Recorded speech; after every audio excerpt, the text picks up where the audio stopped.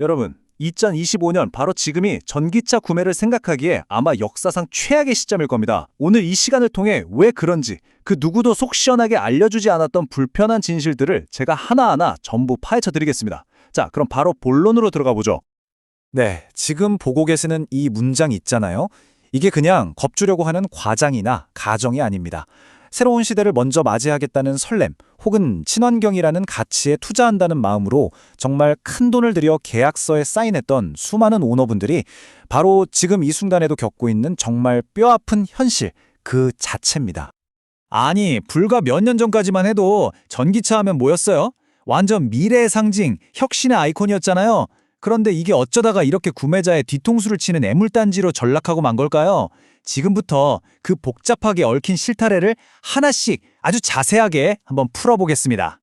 자, 첫 번째, 그리고 아마 가장 치명적인 문제입니다. 우리나라의 많은 40대, 50대 분들에게 자동차는 단순히 굴러다니는 이동수단이 아니죠. 집 다음으로 가장 중요한 내 자산 2호란 말입니다.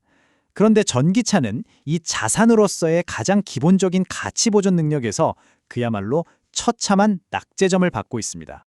이 슬라이드에 있는 숫자들을 좀 보세요. 정말 모든 걸 남김없이 보여줍니다. 충격적이죠. 벤츠의 플래그십 전기 세단 EQS는요. 출고한 지 딱 6개월 만에 무려 7천만 원, 신차 가격의 거의 절반인 44%가 그냥 공준으로 사라져버렸습니다. 반면에 비교 대상으로 많이 꼽히는 현대 그랜저는 고작 10%, 500만 원 떨어지는 데 그쳤죠.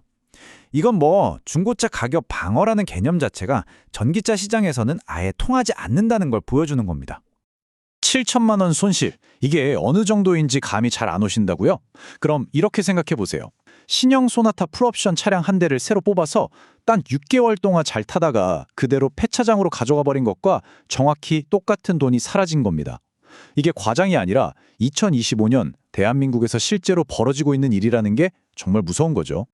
그렇다면 대체 왜 유독 전기차만 이렇게 가치가 폭락하는 걸까요? 그 근본적인 원인을 파헤치려면 우리는 전기차의 본질이 과연 무엇인지부터 다시 질문을 던져봐야 합니다. 바로 이 슬라이드가 모든 문제의 근원입니다. 보세요. 내연기관차의 심장은 엔진이라는 아주 정교한 기계 장치입니다. 기계는 잘 관리하고 부품을 갈아주면 30년, 40년도 거뜬히 성능을 유지할 수 있죠. 하지만 전기차의 심장은 배터리입니다. 이건 본질적으로 거대한 화학물질 덩어리일 뿐이에요. 우리가 쓰는 스마트폰 배터리처럼요. 시간이 흐르고 충전을 반복할수록 화학적으로 성능이 저하되는 걸 절대로 피할 수가 없는 일종의 숙명 같은 겁니다. 그리고 이게 바로 그 화학물질 덩어리의 유통기한이 끝났을 때 우리가 마주해야 할 청구서입니다. 보증기간에 끝난 전기차의 배터리 교체 비용이죠. 몇십만 원이면 바꾸는 스마트폰 배터리하고는 차원이 다른 금액입니다. 이 비용은 어쩌면 차량의 남은 가치보다 더 커질 수도 있어요. 결국 중고차를 사려는 사람 입장에서는 언제 터질지 모르는 시한폭탄을 안고 사는 거나 마찬가지니까 가격이 폭락할 수밖에 없는 구조인 거죠. 전기차가 피할 수 없는 노후화 과정을 단계별로 한번 살펴볼까요? 자, 시간이 지나면서 배터리 성능이 떨어져요. 그럼 자연스럽게 주행 가는 거리가 눈에 띄게 줄어들겠죠. 그리고 결정적으로 몇 년 후에 제조사가 구형 모델에 대한 소프트웨어 업데이트 지원을 딱 중단하는 순간 그 차는 더 이상 발전하지 못하는 낡은 깡통, 즉 구형 전자기기가 되어버립니다. 최신 앱이 설치되지 않는 오래된 스마트폰과 완전히 똑같은 운명을 맞이하게 되는 겁니다. 지금까지는 차량 자체의 문제에 집중했다면 이제는 시야를 좀 더 넓혀보겠습니다. 전기차가 발을 딛고 서 있어야 할 외부 환경, 그러니까 인프라와 시장에는 또 어떤 거대한 문제점들이 있는지 살펴보시죠. 이 숫자 7, 이게 무엇을 의미할까요? 전기차 단 한 대를 완전히 충전하는 데 필요한 전력량이요. 대한민국의 평균적인 가정집 무려 7가구가 하루 종일 사용하는 총 전력량과 맞먹는다는 뜻입니다. 단 한 대만으로도 이 정도 부하가 걸리는데 만약에 아파트 주차장의 차들이 절반만 전기차로 바뀐다면 과연 무슨 일이 벌어질까요? 한번 상상해 보십시오. 모든 주민이 퇴근하고 돌아와서 저녁 7시에 동시에 충전기를 꼽는 순간 아파트 변압기가 터져나가면서 단지 전체가 암흑에 빠지는 블랙아웃 사태가 벌어질 수도 있다는 겁니다. 수십억 원을 들여서 전력 설비 전체를 교체하지 않는 한 대규모 전기차 보급은 곧 전력망의 재앙으로 이어질 수밖에 없는 구조적인 한계를 안고 있는 거죠. 이 차트는 전기차가 가진 또 다른 현실적인 고통, 바로 시간의 문제입니다. 5분이면 연료를 가득 채우고 떠날 수 있는 주유소와 달리 전기차는 급속 충전도 기본 1시간, 명절 고속도로 휴게소에서는 충전기 하나를 두고 몇 시간씩 줄을 서서 기다리는 일이 비일비재합니다. 우리의 소중한 시간을 이렇게 길바닥에서 낭비하게 만드는 이 비효율성, 결코 가볍게 볼 문제가 아닙니다. 그런데 말이죠. 전기체가 이런 수많은 문제로 주춤하는 사이에 예상치 못했던 강력한 경쟁자가 화려하게 부활했습니다. 바로 극도로 진화한 하이브리드 기술입니다.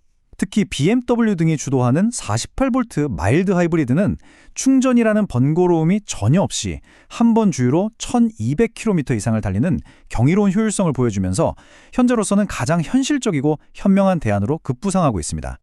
자, 이제 마지막으로 개별 차량의 문제를 넘어서 전 세계 전기차 시장 전체를 뒤흔들고 있는 거시적인 흐름이 어떻게 우리 소비자들에게 직접적인 위협으로 다가오고 있는지 살펴보겠습니다. 이 차트는 지금 중국에서 벌어지고 있는 가공할 만한 과잉 생산의 현실을 보여줍니다. 매년 생산되는 차량의 절반 이상, 무려 2,800만 대의 전기차가 팔리지 않고 그대로 재고로 쌓이고 있다는 거예요. 기업 입장에서는 이 재고가 어떻게든 무슨 수를 써서라도 전 세계에 밀어내야만 하는 폭탄과도 같은 존재입니다. 바로 그 재고떨이가 낳은 끔찍한 결과물입니다. 이건 한 소비자가 초저가 중국산 전기 픽업 트럭을 구매한 뒤 겪은 실제 경험담인데요. 가격을 낮추기 위해 안전과 품질을 포기한 결과 주행 중에 갑자기 차가 멈추는 등 생명을 위협하는 문제가 이제는 단순한 우려가 아닌 현실이 되어버렸습니다. 지정학적인 상황은 이 문제를 더욱 악화시킵니다. 미국과 유럽이 100%가 넘는 관세 장벽을 세워서 자국 시장을 걸어 잠그면서 갈 곳을 잃은 수백만 대의 중국산 저가 전기차들이 규제가 상대적으로 느슨한 대한민국 시장으로 홍수처럼 밀려들 수밖에 없는 구조가 만들어진 겁니다. 자, 지금까지의 긴 논의를 명확한 5가지 이유로 요약해 보겠습니다. 첫째, 끝없는 가격 전쟁으로 오늘 산 내 차가 내일이면 구형이 되면서 가격이 떨어집니다. 둘째, 배터리와 충전 기술 아직 미성숙해서 계속 발전하고 있고요. 셋째, 몇 년만 지나도 충전 인프라는 훨씬 나아질 겁니다. 넷째, 보조금 정책은 불안정하고요. 마지막으로 이미 검증된 하이브리드라는 훌륭한 대안이 존재합니다. 이 모든 것이 지금은 관망이 최선의 전략임을 명백히 보여줍니다. 마지막으로 가장 현실적인 조언을 하나 드리겠습니다. 지금 당장 눈앞에 보이는 몇백만 원의 정부 보조금 분명 달콤한 유혹일 수 있습니다.